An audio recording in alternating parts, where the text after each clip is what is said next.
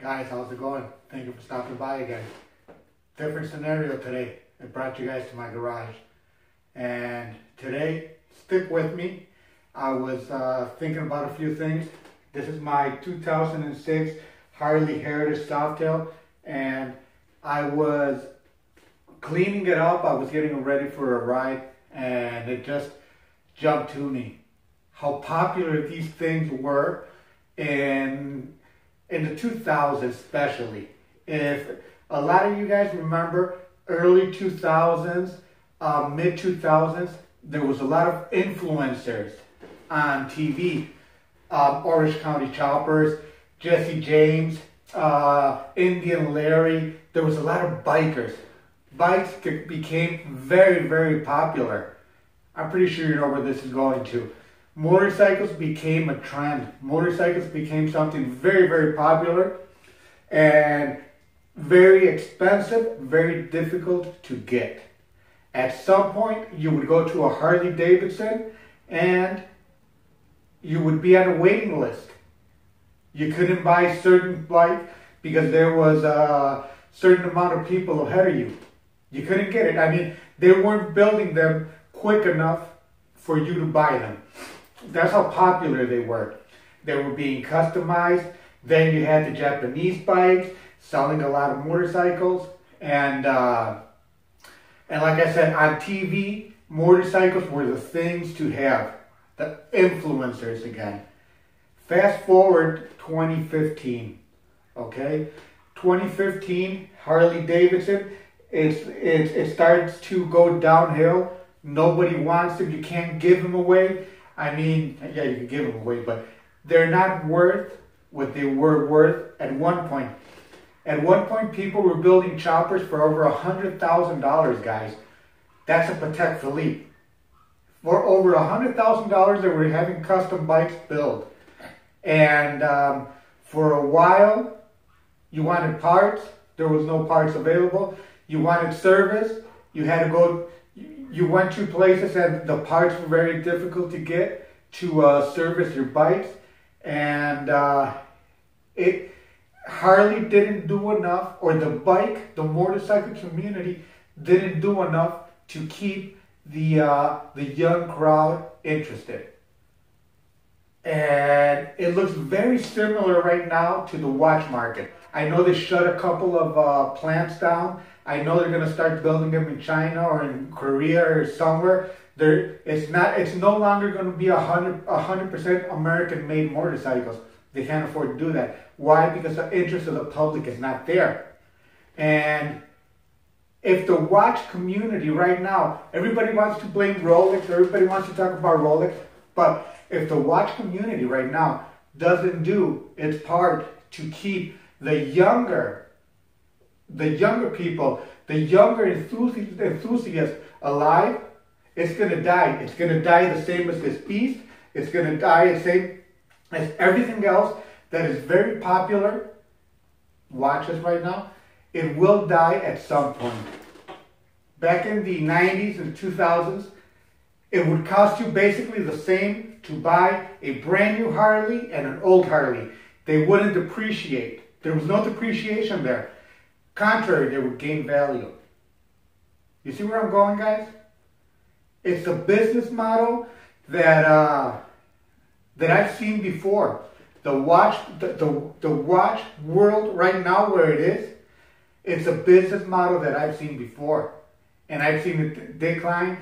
I've seen it go downhill. I've seen it go. I'm gonna turn on my sensor light that keeps going off on me. But I've seen these greedy companies go after what they have right now and not go after the future. They don't look at the future. They don't look at what's going ahead. You know, nobody could look ahead. No company can predict what's going to happen in 20 years. Harley certainly couldn't predict that they would be in dire situation as they are now, closing down plants and having mass unemployment and their sales going down. God knows how much, but big time. I was reading their sales reports and they're not selling these. And what are they doing? They're coming out with crap, sort of what like Breitling is doing. I love Breitling and I respect Breitling, but the new lineup of watches that Breitling is coming out, it's just near the end of the line. So yes, Rolex right now is very strong, but can you guys tell me what else is strong? There's nothing else strong out there. Watch sales are slowly declining. You can't see them. If you're watching this video right now as of 2018, you probably still can't see it because you're a new enthusiast. Or you're so into watches that you don't see clearly ahead how the watches are going to start dying off, and the watch communities are not doing enough to keep them alive. Once the influencers start going away, like Orange County Choppers, like Jesse James, Indian Larry, who else? Paul Jaffe. There was a lot of people out there, you know, that were very, very, very big into motorcycles, and once they went away, everybody went away. I started to go away. I'm a middle-aged guy that I grew up with bikes, and yeah, it's like a tradition for me to be riding, but are my kids riding? I don't think so. Are my kids riding? I don't think so either. Is it a fair comparison, watches and motorcycles? Yes. Let me tell you why. Both of them are luxuries. I don't need this Harley. I don't need a $20,000 Harley, and I don't need a $14,000 Rolex. I just don't need them. They're luxuries. So are they almost the same? Yes, they are the same. But are the new generations, are they going to want them? Are they going to want the watch that was their dad's watch? But that's fine. That watch has already been purchased. Are they going to want a new one? Are we going to keep it alive? Is it going to keep going? I see the watching industry, you know, the greedy watch industry, I'll say, going after what they have right now and not going after the future, doing a lot of remakes from the 60s, doing a lot of remakes from the 70s, you know, trying to catch people they already have. Like Omega did the new trilogy with the 50 Speedmaster, Seamasters, and the real watch.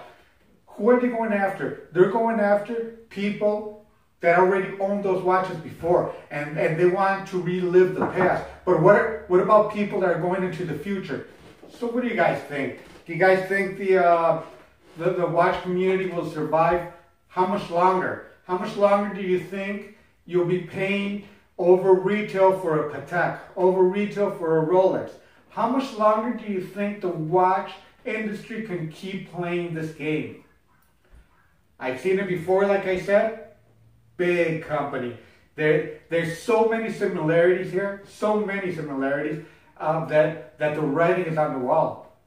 They can't keep up selling us watches for 10, 20, 15% over retail. They cannot keep up the you have to wait a year or 2 years to get your new Rolex. They can't keep this up, guys.